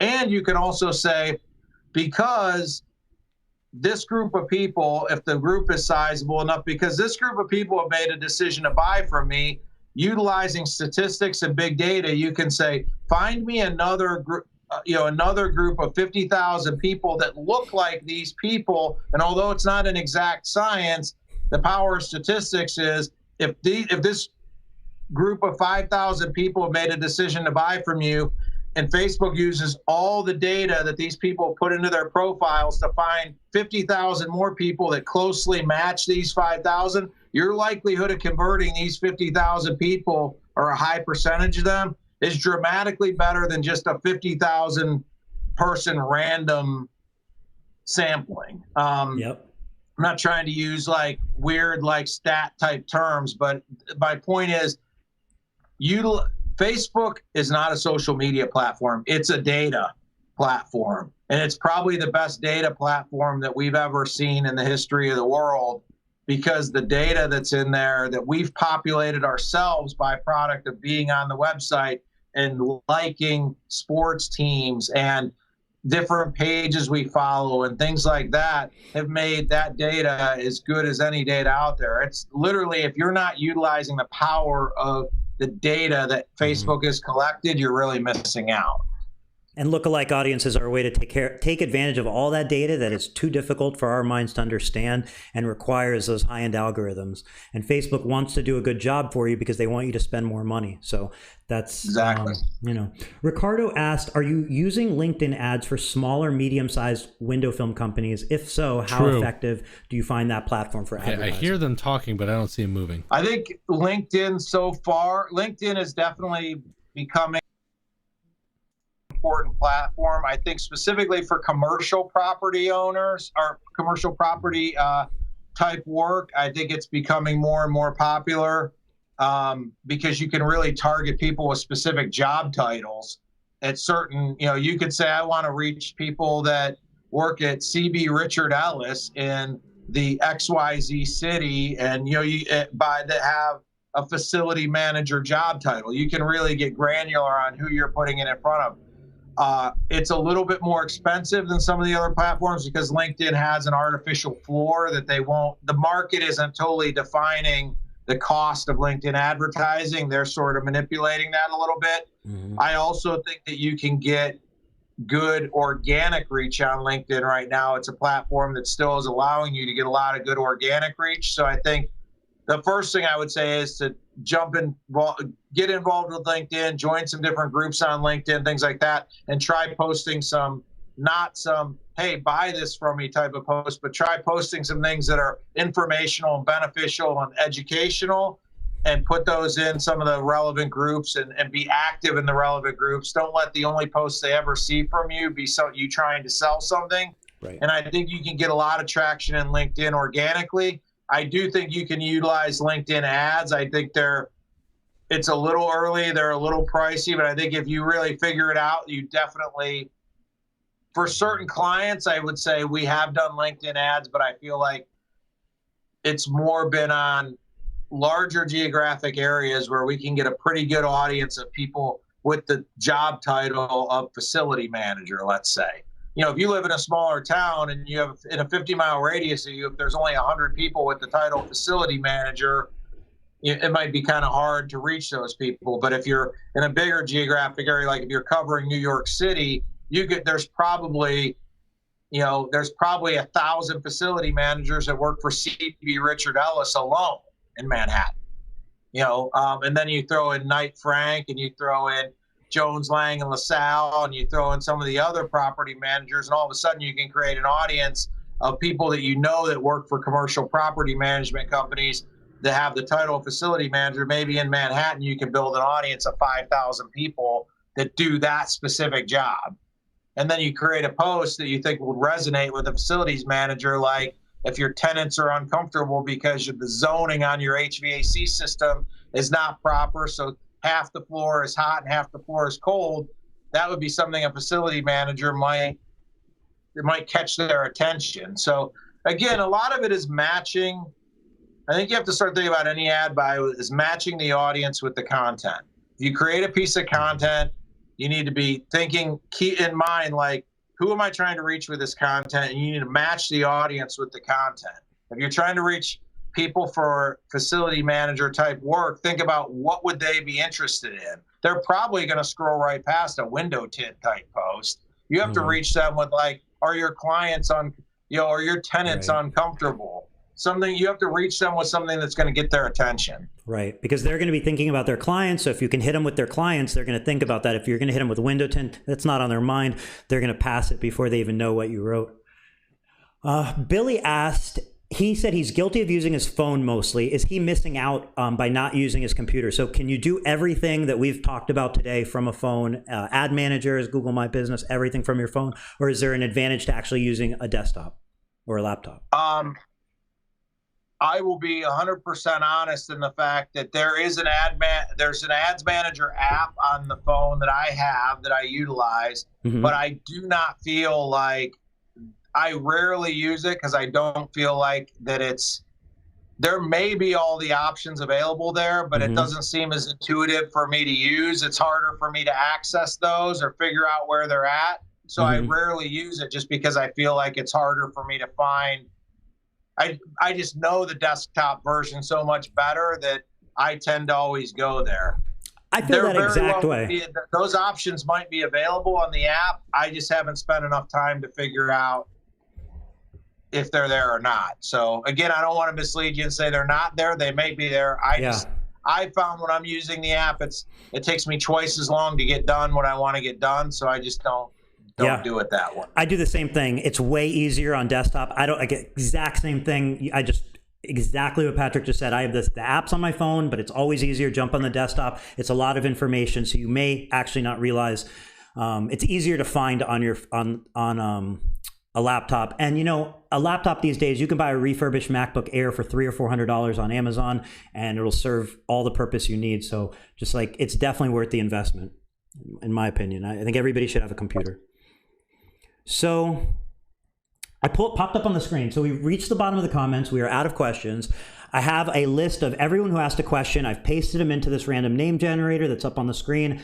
And I'm going to hit submit. Come on, baby. And let's see who won this book. So it opened up a pinwheel, and it's about to spin and land on someone. So let's see. Here we go. I see it. Here's the opportunity right here. Oh, I actually had to spin it.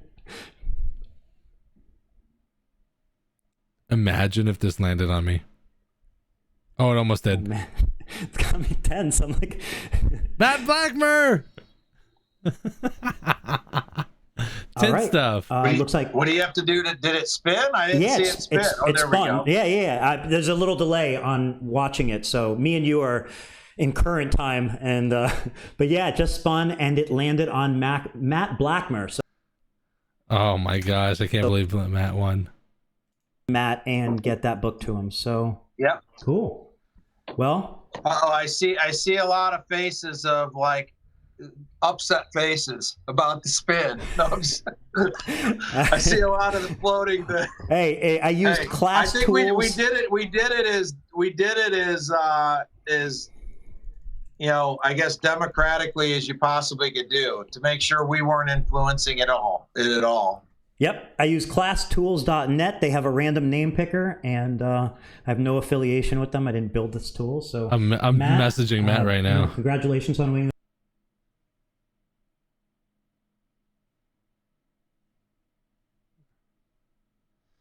Hell yeah. Oh my sweet baby Jesus. I'm halfway excited this is almost over because this internet's unbelievable right now. It'll play on in the future, but at some point in time, maybe every 6 months or so, we could do this, because I think it's actually people are going to have different questions, and quite honestly, the questions they may have 6 months from now would be different than they are today, based on what we were talking about earlier. Things change and it's constantly evolving, but we as a company really want to give back to the industry and just provide people with good information, because whether you use us or whether you use somebody else, I feel like you need to at least know enough about what you're doing with digital marketing to make sure you're not being taken advantage of. Right. And again, to me, if you get nothing else from these, is to where you have enough information to understand, pardon my French, if somebody's bullshitting you or not. I think that's a value. I'm not saying you shouldn't use somebody, but I think you need to know enough to where your BS radar goes off when you're talking to somebody if they sound like they're not telling you the truth. So if nothing else, like I said, this was never an effort for somebody to say, hey, come work with us. It's more just to say, hey, the more informed somebody is, I think the better it is for what's the chances of them and for our industry to help our industry grow. So that's it. Well, thanks folks for watching. Thanks for joining us. We will see you next Tuesday. And Patrick, see you again soon, brother. Thanks. Take care, guys. Bye.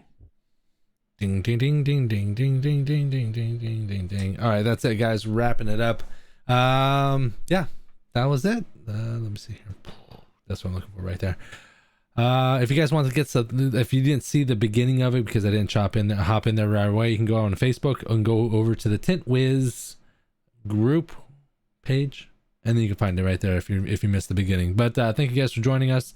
Keep in mind, we're going to be doing this on Tuesday. New series coming up, building a window tinting business from the ground up. We're going to document everything: name inception, LLC, bank accounts, payment processing, the whole nine. So make sure to keep on that, and I will see you soon.